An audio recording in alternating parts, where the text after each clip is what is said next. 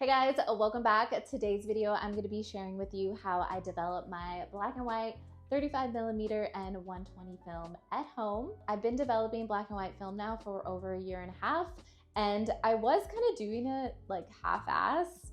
And the only reason I know this is because I took a darkroom class recently and we did a whole day on developing black and white film. And at first I was like, I already know how to do this, but I was low-key kind of humbled because when you darkroom print and you see your negatives in large, mine were just so like, I don't know, wasn't good. You could see water spots and it just, I don't know.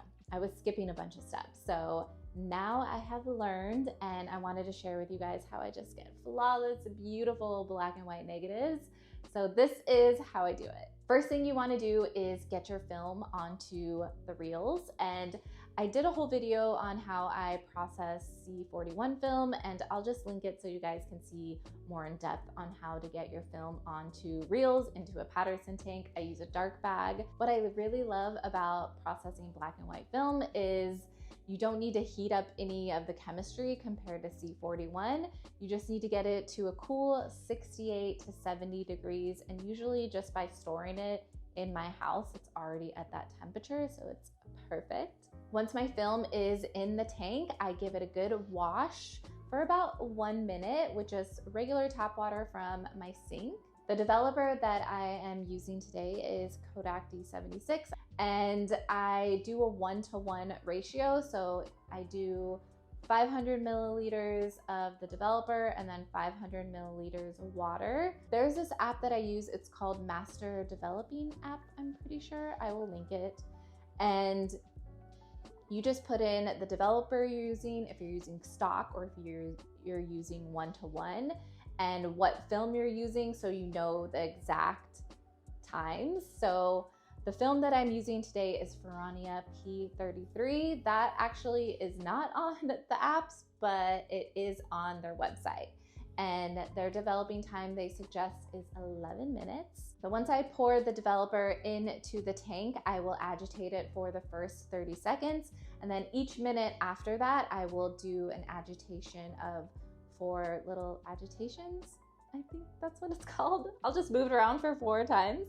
Once the developing time is up, I will disregard all that. I will not pour it back into my developing jug, or the jug. And then it's time to do a stop bath. And the stop bath just stops the developing process. And I just use water from my sink.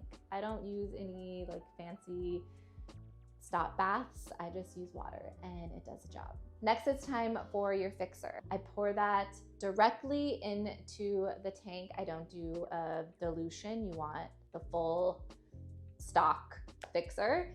And I will do that for 5 minutes. And just like the developer, I'll do the first 30 seconds agitating, and then each minute after that, agitation of 4. Once the fixer is done, I'll pour that back into its jug because I'm going to reuse it in the future. And now it's time to rinse all of that crap off. And what I'll do is I'll fill up the tank with water, and I will agitate it for like 10 seconds. And then I'll pour that out, I'll fill it back up with water, and then I'll agitate it again for 20 seconds, pour that out, and then I'll do that again, fill it up with water, and then agitate for 30 seconds, just to make sure I'm rinsing everything off. Now, after that rinse, I feel like this is kind of the secret weapon to getting just like flawless negatives. This is an archival wash. It's also called a Perma Wash.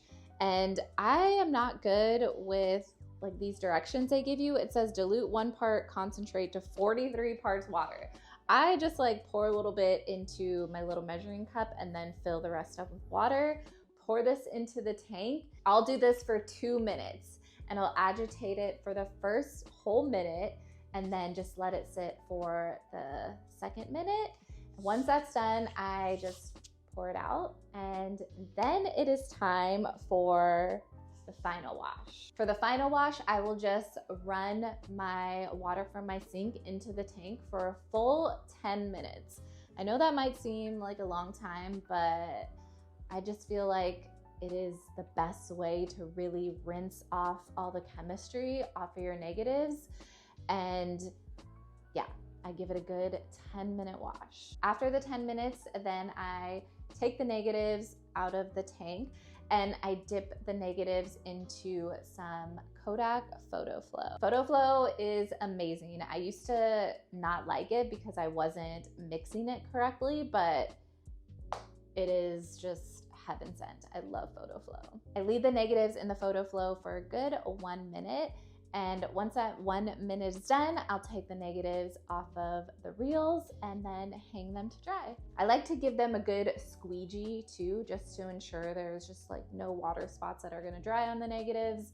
And I know there's some people that are like, don't use a squeegee, but I use a squeegee and that shit works. Once the negatives are dry, I will scan them and I'll leave a link to how I scan my negatives. It's the same for black and white as color. I know the video I did color negatives, but it's the same shit. I feel like I went through that really fast, but when I watch YouTube videos, I don't want to watch like this whole super long fucking video. So I try to keep mine short, sweet, and to the point, and hopefully you guys learn something from this. If you have any questions, leave me comments down below. I will answer them the best that I can.